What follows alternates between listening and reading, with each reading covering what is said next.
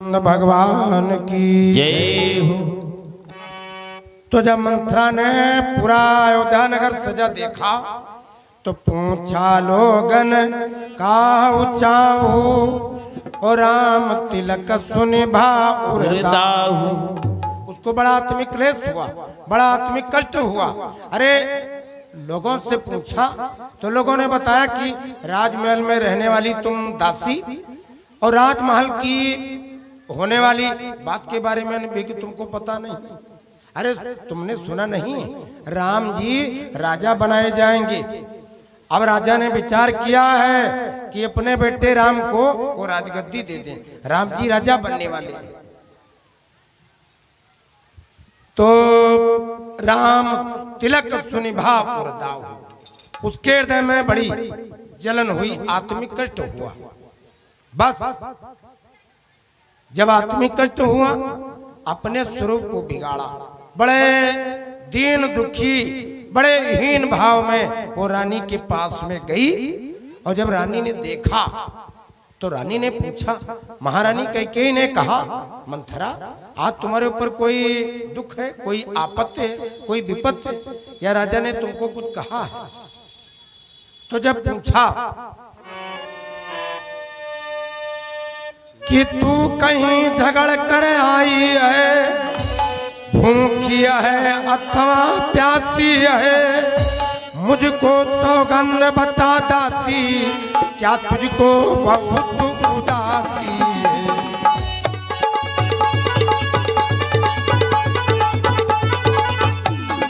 जय हो।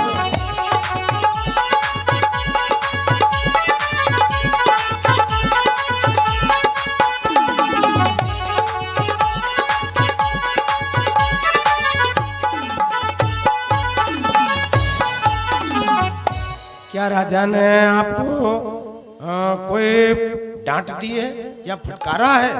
तुम बड़ी उदास हो, बड़ा खिन्न मलिन मन हो। तो पहले तो कुछ बोली नहीं, लेकिन जब कई बार रानी ने पूछा, कई महारानी ने कहा कि तुम्हारे संताप का, उदासी का, दुख का कारण क्या है? तो कहा, सुनो महारानी, आप अनभिज्ञ हमसे पूछ रही हो। अरे सुनो,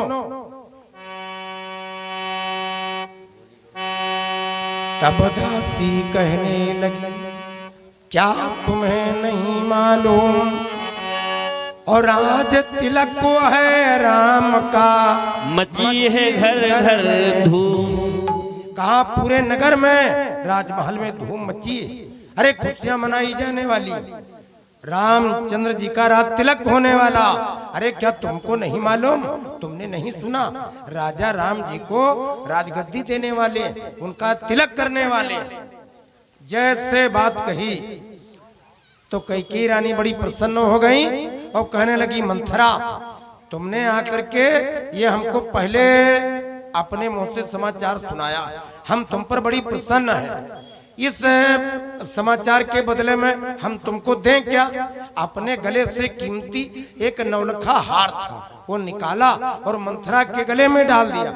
कहा, मंथरा हमारा राम राजा बनने वाला। वाह, बड़ी प्रसन्नता की खबर आपने दी। हमारे राम राजा बनेंगे, इस खबर को सुनने पर हम बड़ी प्रसन्न। बदले में, प्रसन्नता में हम तुमको अपना हार दे रहे हैं। तो मंथरा की बुद्धि बदली। मंथरा ने कौन काम किया? वो हार गले से निकाला और राजमहल की फर्श के ऊपर डाल दिया और हाथ जोड़ करके बोली, महारानी ये तुम हमको धन का लालच दे रही हो। ये दासी माल की, धन की लालची नहीं है। हमको ये धन का लालच कोई नहीं, हमको तो भरतलाल का ख्याल। कहने लगी, यह हार तुम्हीं को दे शोभा, दासी न लालो जिन माल की।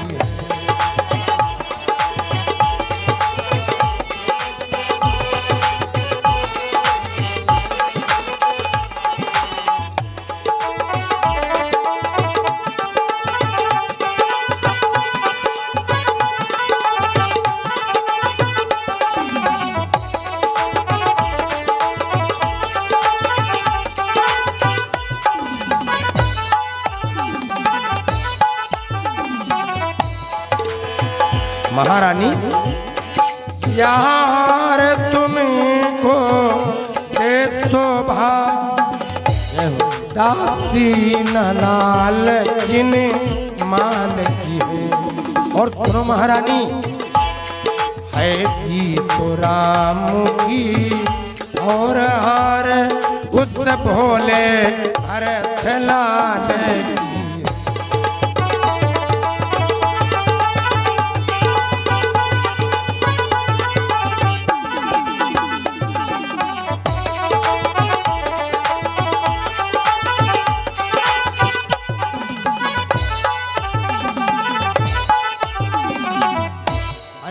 महारानी आज तुम बहुत प्रसन्न हो, लेकिन आपको मालूम नहीं है ये जो हार हमको दे रही हो ये हार नहीं, ये तुम्हारी हार है, ये भरतलाल की हार है। अरे जीत तो राम जी की होने वाली, जीत तो कौशल्या की होने वाली, और जीत तो राम जी की और दशरथ जी की राजा की होने वाली। आप हमको धन का लालच दे रही हो, ये हार दे रही हो। अरे हार से हम प्रसन्न होने वाली नहीं, क्योंकि हम जानती है हार ये अपने राजकुल की हार होने वाली। जिस भरतलाल को हमने अपने गोद में पाल पोस करके बड़ा किया, सयाना किया, गोद में खिलाया, उस लाल भरतलाल के लिए हमको बड़ा ख्याल है, उसके लिए बड़ा हमारे हृदय में प्रेम है, उसके भविष्य के लिए हमको बड़ी चिंता है। अब हमको लगता है कि भरतलाल की किस्मत फूटने वाली। और महारानी आपको मालूम नहीं, आप इस हार का लालच दे रही हो। राम केरा तिलक की खबर पाकर के बड़ी प्रसन्न हो, ये प्रसन्नता आपकी खाक में मिल जाएगी। अरे आपको दुख मिलने वाला, आपके ऊपर वज्र गिरने वाला, आपके ऊपर उल्कापात होने वाला। मंथरा की बातों को जैसे सुना तो कैकेयी देखो राम जी से आत्मिक प्रेम करती थी। कैकेयी ने कहा कि चल हट, अरे दुष्टा, अरे मूर्खा, तेरे बुद्धि नहीं, तू चांडलिनी के समान वार्ता करने वाली। फटकार लगाई, मंथरा को फटकार लगाई। रानी ने कहा कि दुष्टा, अरे हमारे राजमहल का बहनों का प्रेम और पुत्रों का प्रेम क्या है ये तुझको पता नहीं। भरत में, राम जी में तू अंतर मानती, हमारी बहन कौशल्या में और हमारे में विद्रोह करना चाहती। मूर्खा कहीं की, तेरे बुद्धि नहीं। चलो निकल यहाँ से चंडालिन, मैं तेरा मुंह नुचवा लूंगी। युवराज राम होगा जिस दिन, उस दिन मैं मुंह मांगा दूंगी।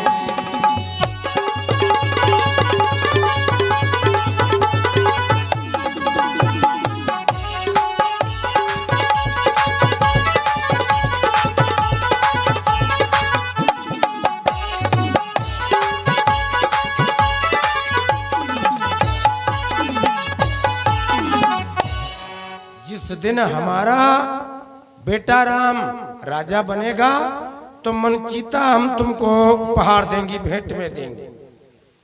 अरे तुम्हें कहती क्या हो, हमारे राम का राज तिलक सुनकर के तुमको दुख हुआ, विक्षोभ हुआ। अरे मूर्खा, तेरे बुद्धि नहीं कि तू बात क्या करती। अगर इस प्रकार की दोबारा वार्ता की और राजा को खबर मिली, राजा से हमने शिकायत की, तो ये तेरी जीभ जो चल रही है ये राजा दंड देंगे, तेरी जिह्वा वो कटवा लेंगे। हमारे राजमहल में तुम उपद्रव करना चाहती हो। तो उसने झूठे नखरे दिखाए, कहने लगी महारानी जो भलाई वाला काम करते हैं वो बुरे में कोसे जाते हैं। तो बात आज हमको मालूम हो गई। अरे हमको क्या गरज पड़ी है कि हम राजा से दंड स्वीकार करें, हमारी कोई गरज नहीं है। अब ये तुम्हारे राजमहल का मामला, तुम जानो और तुम्हारा काम जाने। कहा कि मेरी क्या गरज पड़ी रानी, जो अपना मुंह नुचवाऊंगी और दोनों में कोई हो राजा, मैं दासी ही कहलाऊंगी। अरे चाहे राम राजा बने और चाहे भरत राजा बने, हम कोई दासी से रानी तो बन नहीं जाएंगे। हमारा इसमें कोई स्वार्थ नहीं, इसमें कोई हित नहीं। हम तो दासी दासी रहेंगी, नौकरानी रहेंगी, हमको वही काम करना है। एक बात कही, कौन पहोई हमही का हानि, कौन पहोई हमें कहानी, कौन पहोई हमें कहानी, कौन पहोई हमें कहानी, कौन पहोई हमें कहानी। चेर छाणी न त होई रानी, चेर छाणी न त होई बरानी, चेर छाणी न त होई बरानी। जय हो।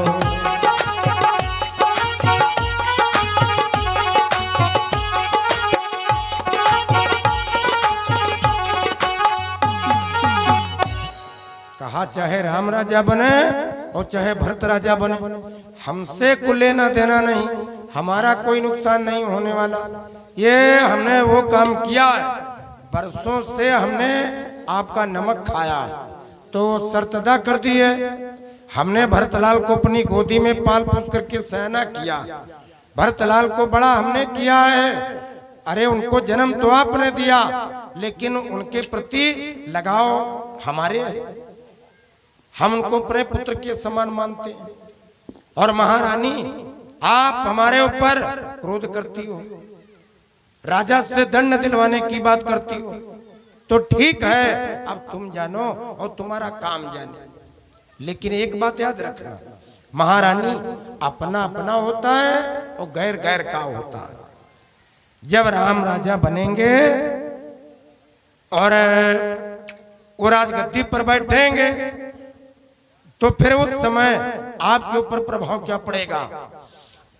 आप कौशल्या जी की सौतन हो और कौशल्या आपकी सौतन है, तो कौशल्या जी की आप नौकरानी बनोगी, उनकी आपको सेवा करनी पड़ेगी।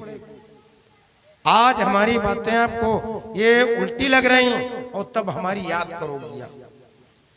तो महारानी अब ये सोच विचार लो और अपने अनुरूप जो उचित हो वो काम करना।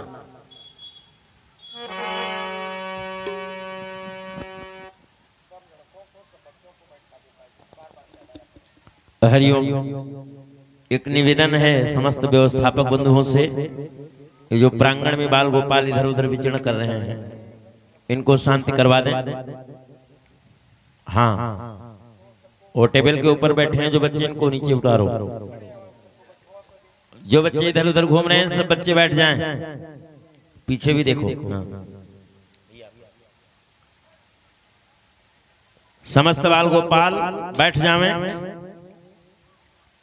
हाँ, इधर उधर विचरण ना करें। और जो भक्तगण बाहर खड़े हुए हैं, आप लोग भी आकर के धर्म परिसर में अपना स्थान ग्रहण कर लें। जो भैया वहां रोड पर हैं, आप लोग भी आ जाइए। कोई भक्तगण खड़े ना हो सामने, आप लोग आकर के परिसर में बैठ जावें। हाँ, जितना समय है जिसके पास उस अनुरूप आप लोग स्थान ले लें, सामने खड़े ना हो। प्रेम से बोलिए सदगुरुदेव भगवान की जय हो, प्रजापति विष्णु भगवान की जय हो, गोला गोकर्णनाथ की जय हो, श्रीमद् भागवत महापुराण की जय हो।